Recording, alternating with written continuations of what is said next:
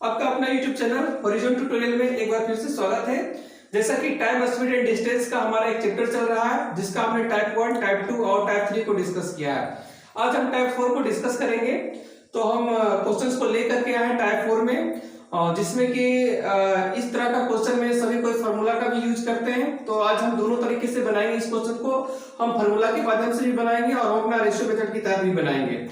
तो हमारे वीडियो के साथ जुड़े रहें और देखिए इस क्वेश्चन को कि किस प्रकार से हम दोनों तरीके से इसको हम सोल्व कर सकते हैं। जो भी तरीका आपको बेस्ट लगे आप अपना सकते हैं उसको। हम यहाँ पे दोनों तरीके से इसको सोल्व करेंगे। आइए देखते हैं क्वेश्चन को। तो क्वेश्चन में जैसा कि बोला जा रहा है कि एक आदमी किसी स्थान को 4 किलोमीटर प्रति घंटा की चाल से जाता है और वह साइकिल से 16 किलोमीटर प्रति घंटा की चाल से वापस लौट आता है। तो बोलता है कि पूरी यात्रा में उसकी चाल क्या है, उसकी औसत चाल ज्ञात करें पूरी यात्रा के दौरान। अब देखिए मान लेते हैं कि यहां से एक व्यक्ति जाना शुरू किया। ये मान लेते हैं ए है और ये क्या है, बी है। ए से बी तक हो जाता है वो 4 किलोमीटर प्रति घंटा की चाल से। तो पहला उसका स्पीड हम मान लें कितना, 4 किलोमीटर प्रति घंटा की चाल से। ये इधर से ऐसे करके जा रहा है, लेकिन जैसे वो बी पे पहुंचता तो फिर वो वापस भी लौटता है और वो जो वापस लौट रहा है वो लौट रहा है 16 किलोमीटर प्रति घंटा की चाल से। तो लौटते समय जो उसका स्पीड है S2 का वैल्यू 16 किलोमीटर प्रति घंटा, ये ऐसे करके वापस लौटा। तो हमको बोलता है कि पूरी यात्रा के दौरान उसकी औसत चाल ज्ञात करें। तो औसत चाल निकालने का फॉर्मूला हमारे पास क्या होता है, औसत चाल बराबर होता है फॉर्मूला कुल दूरी बटा कुल समय। अब बताइए यहाँ पर केवल आपके पास दिया हुआ स्पीड, समय दिया हुआ है नहीं, लेकिन हमको इस क्वेश्चन में बोला औसत चाल निकालने के लिए। तो बहुत लोग इस क्वेश्चन को इस प्रकार से बनाते हैं, लिखते हैं औसत चाल का फॉर्मूला। यहाँ पर आप जान लें औसत चाल, ये इसके लिए जब दूरी समान हो तब औसत चाल का फॉर्मूला हमारे पास हो जाता है 2s1 into s2 by s1 plus s2। ये तो फॉर्मूला होगा, लेकिन है ना हम रेशियो मेथड की तहत भी इस क्वेश्चन को सोल्व करके दिखाएंगे। चलिए पहले आप फॉर्मूला के तहत इसको हम बना के दिखाते हैं आप लोगों को। तो देखिए कितना हो गया 2, s1 का वैल्यू कितना हो गया 4 और s2 का वैल्यू कितना हो गया 16। अब बाय s1 प्लस s2, तो 4 और प्लस कितना हो गया 16। तो देखिए 2 into 4 into 16, अब भाई कितना हो गया 20। इसको काटेंगे कितना बार में, 5 बार में। कितना हो गया 32/5। अगर हम इसको डिवाइड कर लेते हैं तो आता है 6.4 किलोमीटर पर आवर। तो इस प्रकार से इस फॉर्मूले के माध्यम से इस क्वेश्चन को आप सोल्व कर सकते हैं। कब, जब टाइम नहीं दिया हुआ हो और जब दूरी सेम हो। टाइम नहीं दिया हुआ हो और दूरी क्या हो, सेम हो। तब अगर आपको औसत चाल बोले निकालने के लिए तो क्या निकालते हैं 2s1 into s2 by s1 plus s2। चलिए इस मेथड से तो सभी कोई बनाते हैं, हम रेशियो मेथड की तहत बनाने की कोशिश करते हैं इसको। आइए देखते हैं रेशियो मेथड की तहत हम इसको किस प्रकार से सोल्व कर सकते हैं। आइए इसको रेशियो मेथड की तरह देखते हैं। मान लेते हैं कि ये S1 है और ये क्या है, S2 है। तो अगर स्पीड का हमारे पास रेशियो है वो कितना है, ये 4 है और ये कितना है 16। स्पीड से हम कन्वर्ट करेंगे टाइम में, क्योंकि स्पीड हमारा दिया हुआ, स्पीड से हम क्या निकाल सकते हैं, टाइम।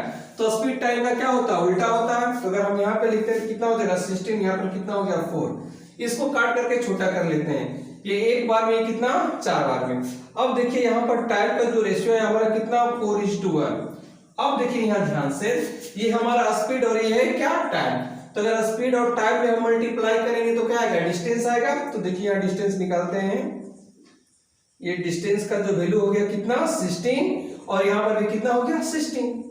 हमको क्या बोला है निकालने के लिए, औसत चाल। तो औसत चाल का फॉर्मूला क्या होता है, कुल दूरी और बट्टा कितना होता है, कुल समय। अब बताइए यहाँ पर इधर से जाते टाइम में भी दूरी कितना है 16 और आते टाइम में भी दूरी कितना है 16, क्योंकि औसत चाल बोला। औसत चाल का फॉर्मूला कुल दूरी बटा कुल समय। यहाँ से यहाँ तक गया और फिर वापस आया, तो जाते समय कितना है 16 और फिर आते समय भी 16, तो कितना हो जाएगा 32। अच्छा हमारे पास टाइम का वैल्यू देखिए, यहाँ पर 4 और यहाँ पर 1, तो टोटल टाइम कितना हो गया 4 + 1 कितना 5। अब इसको डिवाइड कर लेंगे और डिवाइड करने के बाद में आ जाएगा 6.4 किलोमीटर पर आवर। तो इस प्रकार से आप देख सकते हैं कि हम रेशियो मेथड की तहत इसको हम किस प्रकार से सोल्व किए हैं। बहुत लोग इसको इसमें फॉर्मूला भी लगाते हैं, आपको जो अच्छा लगे उस मेथड को आप अपना सकते हैं। आइए स्टूडेंट देखते हैं क्वेश्चन नंबर 2 को, ताकि आपका कॉन्सेप्ट पूरी तरह से बिल्डअप हो जाए। देखिए यहाँ पे बोला है कि एक व्यक्ति पहाड़ की चढ़ाई पर 24 किलोमीटर प्रति घंटा की चाल से कुछ दूरी तय करता है और 36 किलोमीटर प्रति घंटा की चाल से वापस आता है। मतलब हम मान लेते हैं कि पहाड़ी पर यहाँ से मान लेते हैं ये पॉइंट ए है और ये पॉइंट बी है, कुछ दूरी जाता है, मान लेते हैं ए से बी तक गया और कितना की स्पीड से जा रहा है, 24 किलोमीटर प्रति घंटा की चाल से। तो मान लेते हैं S1 बराबर 24 किलोमीटर प्रति घंटा। और क्या करता है कि यहां से ये ऐसे करके गया, उसके बाद में फिर वो वापस आता है, कितना की चाल से वापस आता है, तो ये जो वापस आ रहा है 36 किलोमीटर प्रति घंटा की चाल से। तो S2 का वैल्यू हो गया हमारा 36 किलोमीटर प्रति घंटा। अब देखिए दूरी तो समान ही है और हमको बोला औसत दूरी, औसत चाल निकालने के लिए ए से बी गया और फिर बी से ए आया, तो दूरी क्या है, समान है। इधर से जा रहा है कितना से 24 किलोमीटर प्रति घंटा की चाल से और फिर वापस आ रहा है 36 किलोमीटर प्रति घंटा की चाल से। तो यहाँ पर हमको बोलता है इसका औसत चाल निकालने के लिए, तो औसत चाल का यहाँ पर फॉर्मूला हमारे पास होता है, इस कंडीशन में कितना होता है 2 into S1 into S2 by S1 plus S2। आइए देखते हैं, 2 S1 का वैल्यू हमारे पास है कितना 24 और S2 का वैल्यू 36। उसके बाद में फिर इसको जोड़ेंगे तो 24 प्लस 36, तो देखिए हमारे पास कितना आता है 2 इंटू 24 इंटू 36।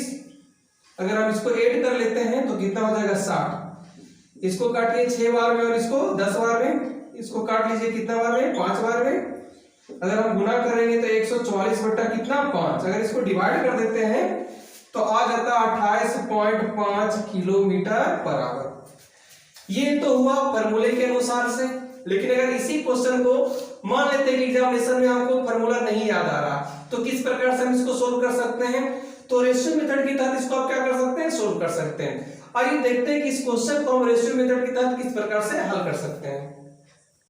देखते हैं, ये मान लेते हैं हमारा S1 है और ये क्या है S2 है। S1 का वैल्यू कितना है 24, इसका कितना है 36। ये हमारा क्या है स्पीड है।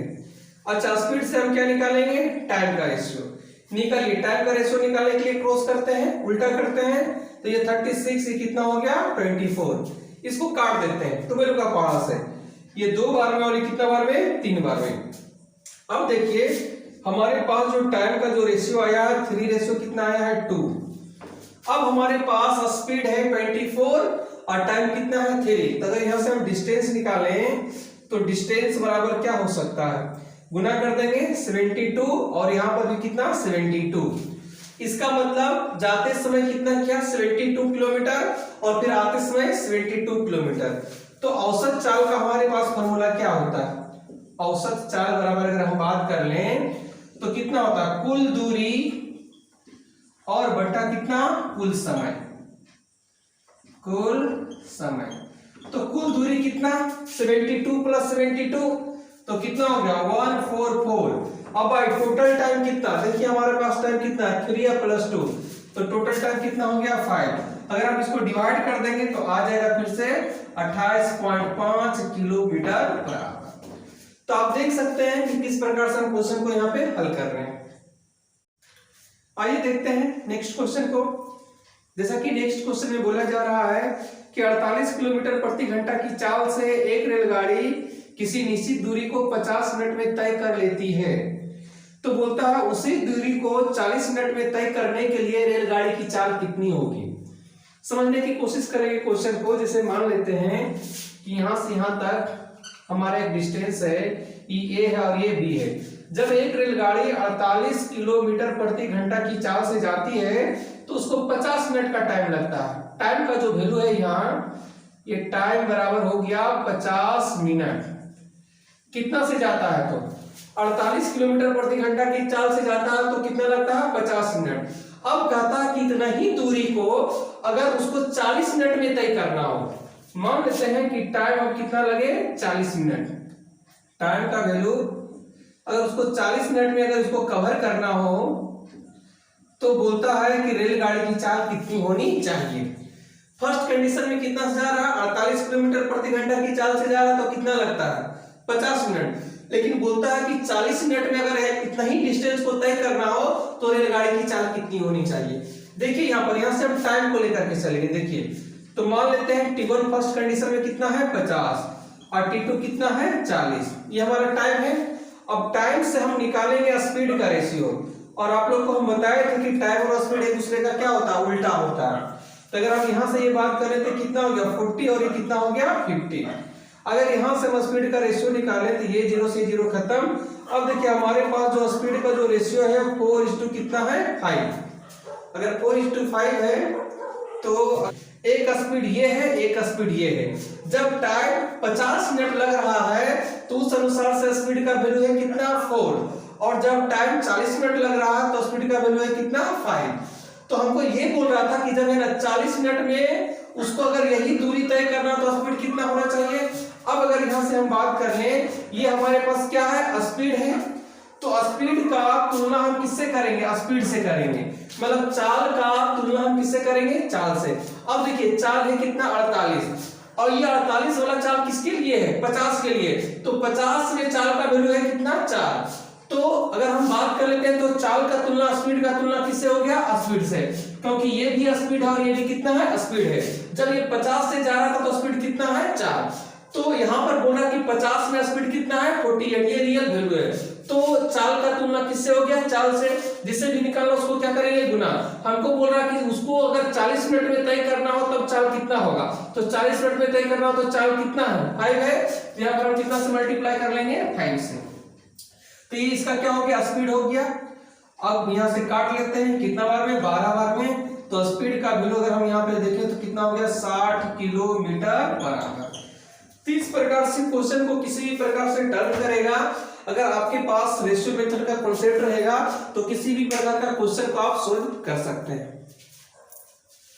यदि हमारा वीडियो अच्छा लगता हो तो हमारे वीडियो को लाइक करें और हमारे चैनल को सब्सक्राइब करें। हम मिलते हैं आप लोगों के साथ नेक्स्ट वीडियो में, तब तक पढ़ाई करते रहें। All the very best.